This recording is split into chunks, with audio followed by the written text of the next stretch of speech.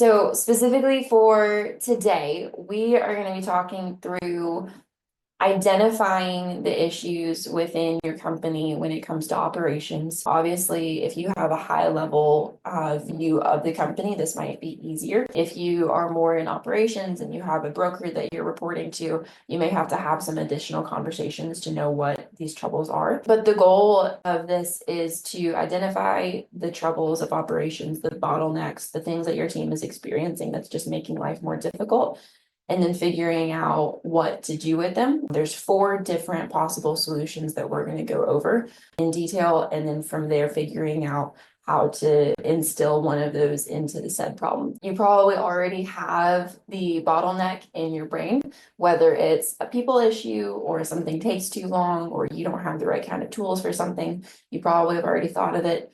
If you haven't, I would love, either way, I would love as a part of this before Thursday's Q&A, if you had some conversations with some key players on your team of like, hey, like, what do you feel is holding you guys back from meeting certain metrics or feeling like you're really winning at your role, and learning not just what you think or what your employers think, but also what your teammates think when it comes to what's going well and what's not, because I think that's going to give you a really well-rounded and holistic approach to this. When it comes to solving a problem for your team, I like to think of it as 3 different pieces. So you can think of it in phases. The first step is what we kind of already talked about, which is just learning what it is. I'm going to give you some questions that you can think through. Secondly, there's going to be the mapping. This is the drafting, revising. Does this work? Is it, is this what we should have? Is it the software that we need? And really coming down to the bones of the issue. Once we feel like we have the solution, we would go into equipping. So we've built the process, or we've, adjusted team roles, or we've hired somebody, or whatever it is. Now it comes into the execution of it, where we are making sure that not only do we have the item being used, but that we're also getting the most out of it. As a great example, a lot of times people will say, we didn't have processes in place, and so we signed on with Lead Simple or some other software, and we got Lead Simple, but we maybe didn't get all of the implementation or execution that we needed. And now Lead Simple feels like it's just kind of sitting on the shelf. If you've been in that scenario, we're going to be able to solve that for you in a couple of different ways. So let's dive into number 1, learning. When it comes to figuring out what we need from the team, sometimes people don't always know what the issue is. They don't always know what the actual bottleneck is. And so part of really being a process champion is helping them get to that conclusion themselves. We don't want to go in and assume things or tell them this is exactly what your problem is. We want to come in with curiosity. So there's a series of questions that I like to think through, specifically when I'm mapping out a new process, but really when we're solving for anything in a business. First up is, how long has this been an issue? The reason I like to know about this is because if it's a brand new problem, there's a chance that there's something very small we can tweak, or maybe that issue is new because of one behavior that we need to adjust that maybe didn't used to exist. So if it's a newer problem, then we can probably fix it relatively quickly. If it's something that's been going on for months or years, or if it's just that's always how we've done it, you're going to need more help getting people past the learning curve of how to solve it. So if you have always had a really high turnover rate as far as how long it takes for work orders to be done, and that's just how it's always been, and that's been the expectation, you're going to have to create a new level of urgency in your team because you're redefining what right looks like. If it's a new issue, then you're going to want to say, okay, we used to do it this way. We used to have this outcome. What's changed since then? Because your team already knows what right looks like. So if we're redefining what success is, you're going to have a steeper learning curve. The second question I like to ask is, how often does this occur? I like to solve for the 80%. So if there's something that we're building out, let's just use a Lead Simple process as the example. If we're building out something where we're like, oh, wait, what about if this one thing happens one time? That's probably not something we would want to build an entire new process or new stage for. Instead, we would want to do some more training, maybe have some SOP documentation, but it doesn't necessarily mean that we would need a brand new process. If something happens 80% of the time or even 60% of the time, I would say we probably need to think about a more long-term and scalable solution as opposed to just a document or training, because then you're going to be able to decrease user error and that sort of thing. The third thing that I like to focus on is who is impacted by this issue.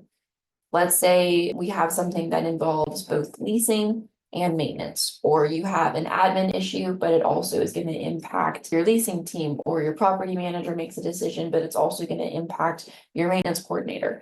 There's going to be lots of different people involved in most decisions, whether it's direct impact or residual. And so you're going to want to make sure that we're talking to all of the right people, not just the loudest person in the room or the person who touches it the most. A good example of this would be a periodic inspection process. You may have a leasing manager or a property manager or field agent going out and doing the work and actually doing the inspection, or a maintenance tech. But behind the scenes, you may have somebody coordinating that work. You may have somebody trying to schedule with the tenant. You may have a vendor involved. So it's going to be important as you're building out a process for that, that you're paying attention to everybody. The ones that I see missed most often are going to be vendors. And then on top of that would be accounting, just something to think through as you're building stuff out, making sure that we're not missing any spots to have like leasing fees or bills or invoices or anything like that. You're going to want to make sure that your processes encompass all of your company steps. The last question that I like to ask, and usually this is a pretty simple yes or no, is does solving this issue align with the company's mission and goals? So your broker, your leadership team is likely the ones that's saying this is the direction that we want to move in. This question is going to help you decide how urgent this issue is. So if they say, hey, we have a massive vacancy issue, and so we need to focus on our make ready and our property marketing and our leasing, you know that aligns. But if they say, hey, we have this vacancy issue and you're working on something unrelated to that, you may want to adjust what you're working on to align with the priority of where the company is headed. That's just something to think about. In order to keep the right kind of solution, we have to understand it completely. So those questions should help you get a really good understanding of the who, the what, the how, the when, and the why. Moving on to actually finding the solution. Now that we've gone in and we're like, okay, I think I know what this is. My team has told me, I feel like this is what the problem is. Now it comes into what's the solution. More often than not, it's going to be solved one of four ways. Those four ways are revising an existing process, creating a new process, implementing new software, and adjusting team responsibilities. We're going to dive into each of those at a time, starting with process revisions. Revising an existing process is usually what I would call the low-hanging fruit of increasing operational excellence. So if you already have a Lead Simple account, if you already have processes built out, and maybe your team's using them, maybe they're not, rather than feeling like you have to start something from scratch, let's just look at what already exists and get something on the board. So before you go revise, go back to the original questions and work to understand what the problem is. Make sure you involve the key players on the team. Of course, clarify the issue that we just went over and make sure everybody is aligned. And then once we get into that, if we're using Lead Simple as a very specific example, we would want to comb process by process and look for things like tasks that aren't assigned to the right person or stages that don't have an actual ending point.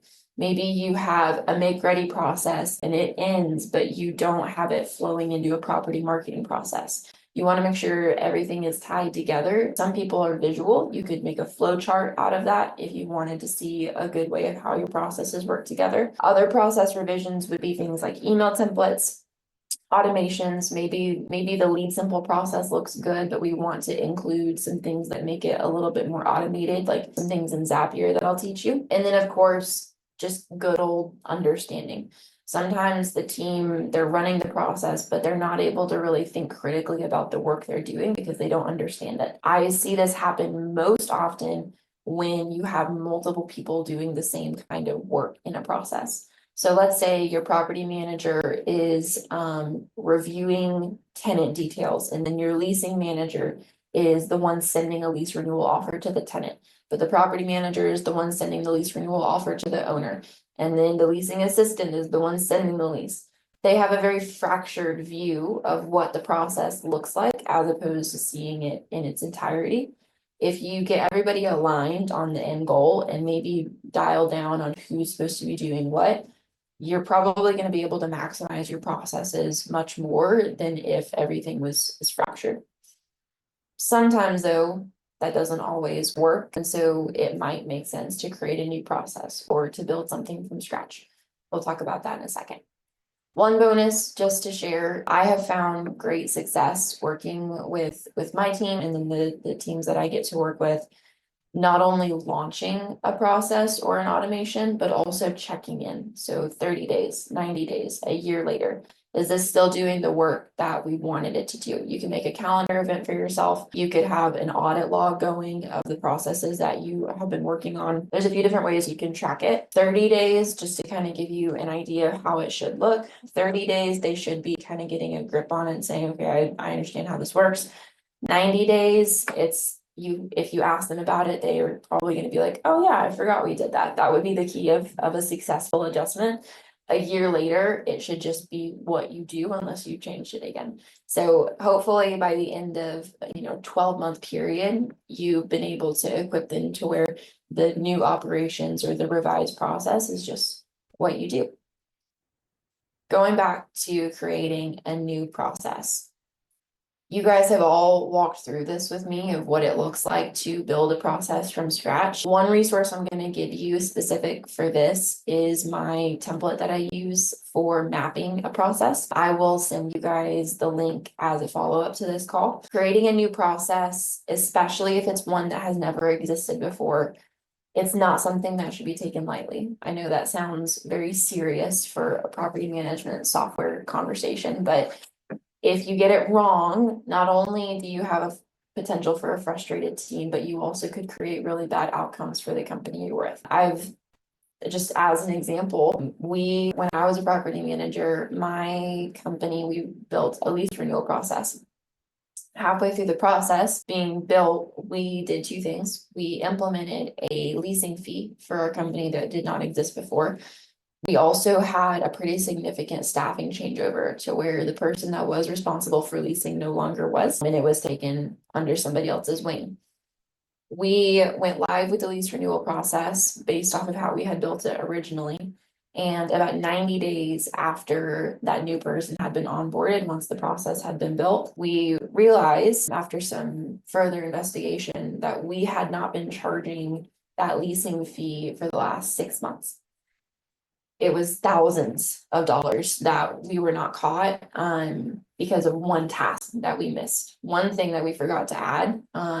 That's why I think it's so important to have all of the people at the table. So not just the person that's necessarily clicking the most buttons, not necessarily the person that even knows the process the most. I would typically have somebody that is responsible for the outcome, and then that person's leader, so the person that is accountable for the outcome, and then additionally anybody that's going to care a lot about that metric. So if you have somebody that is very focused on vacancy rates, they're probably going to want to be involved in the building of your make ready, your move in, that sort of thing. So just think through not just what you're building, but who needs to be a part of the conversation. One tool I like to give people just thinking through that is a RACI chart. It's RACI. R stands for responsible. So this is the person that is going to be actually doing the work, carrying out the process. Accountable is the A, and that stands for accountable, but that person is going to be sometimes the same person as responsible. It might be that person's leader. So for example, my assistant Jade, she's responsible for a lot of our marketing material, but ultimately it comes down to me and making sure that it gets posted or that kind of thing. After R and A, there's C, which is consultant. So this is somebody like your higher ups that they maybe don't know exactly what they want. They are maybe not the ones in the weeds, but they want to be involved. They need to have their voices heard, and they're going to have an opinion on how things should move. And then lastly, there's I, which is informed. The informed person, this could be somebody in a different department. It could be something, maybe you have something about leasing and maintenance just needs to be made aware of it. So as you're thinking through processes, try and fill all of those spots, RACI, and see if you can come up with that. That's going to help you make sure you have the right people at the table. Okay, creating a new process. Obviously, it's the one that we talk about the most, especially as you're implementing Lead Simple. Again, I would make sure that you follow up with people after you launch a process. Very specifically, if you're creating a brand new process, I would sit down with the person running the most of the tasks and just running through like 2 to 3 tests. I would show them first, and then I would have them do it with me there and kind of walking them through it. And then lastly, I would have them try and do it on their own with the intention to break it. So the goal is to try and find everything wrong with it before we launch it. Because if we launch it and say we're good to go, it might decrease the trust that the team has either in you or in the software. So the better we can get it as close to 100% as possible before we launch it, the better off everybody is going to respond to future processes and adjustments. Ready to move on to the other two? Awesome. So the third possible solution to the issue that we found would be implementing new software. Part of my goal as a part of this cohort is teaching you how to shop for software.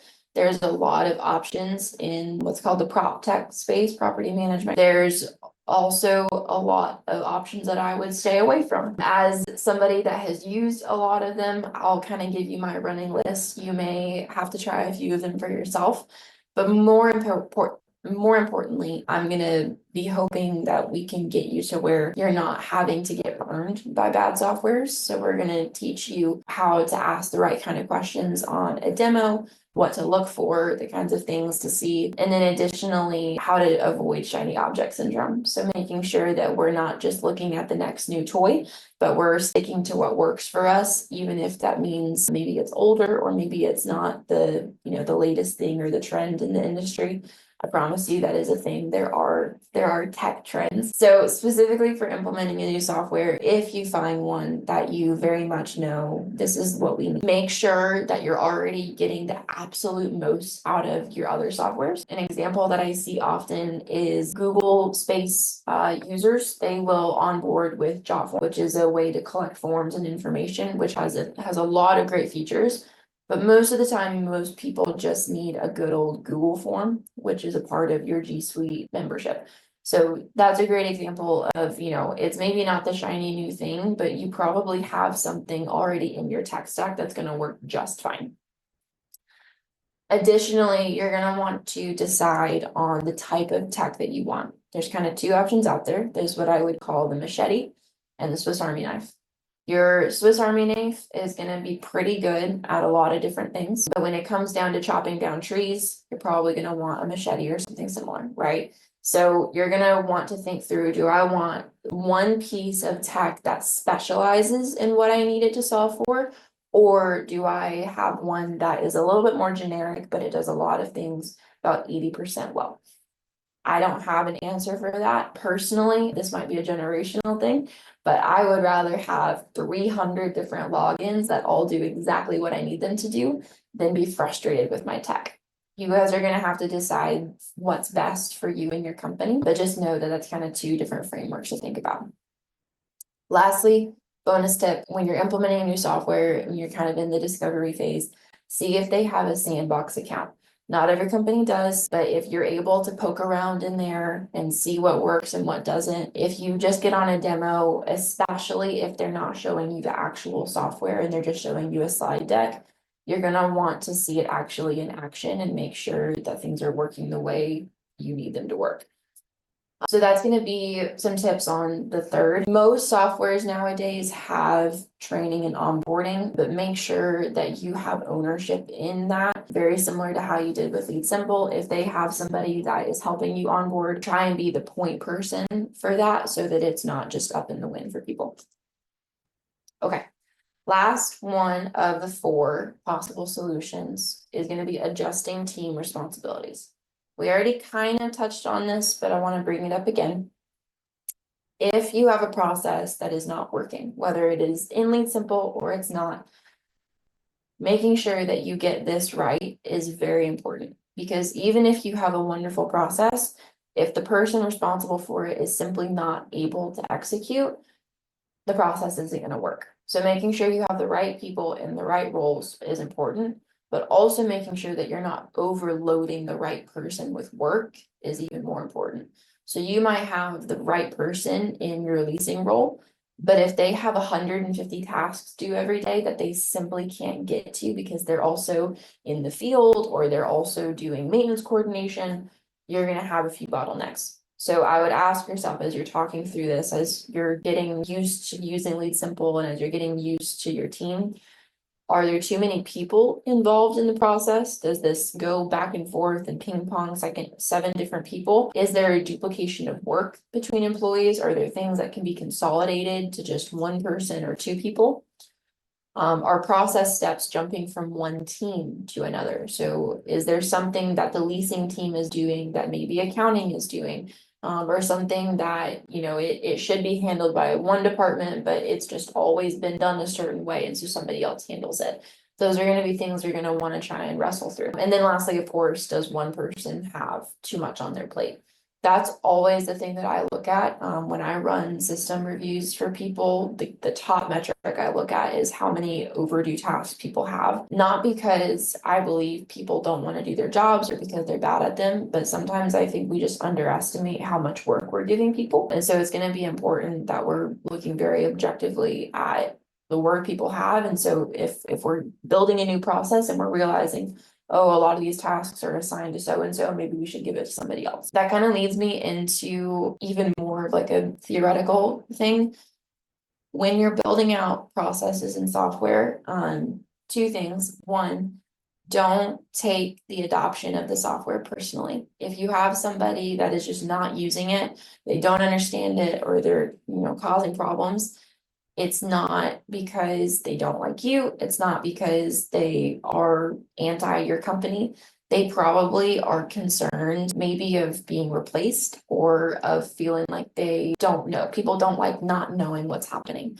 So if there's 2 things that you can overcome, it's going to be education and making sure that they feel equipped to use the tool you're giving them. But then also you can say, hey, if we are replacing something you're doing by an automation or something like that, we're calling you to higher and better. So the goal is to automate this little thing so that you can do more meaningful work.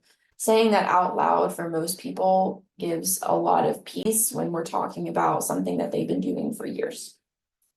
The other thing that I like to just think about is people will use the processes that make their life easier. So sometimes it is possible to over-engineer a process to where it makes sense on paper, it makes sense in our head, and maybe we like the check boxes, but when it comes down to actually using it, it would be easier to not use it. And so you might have a team adoption issue when there's too many steps or things are convoluted. So if you start seeing a dip in your processes being used, that's going to be a key piece to think through.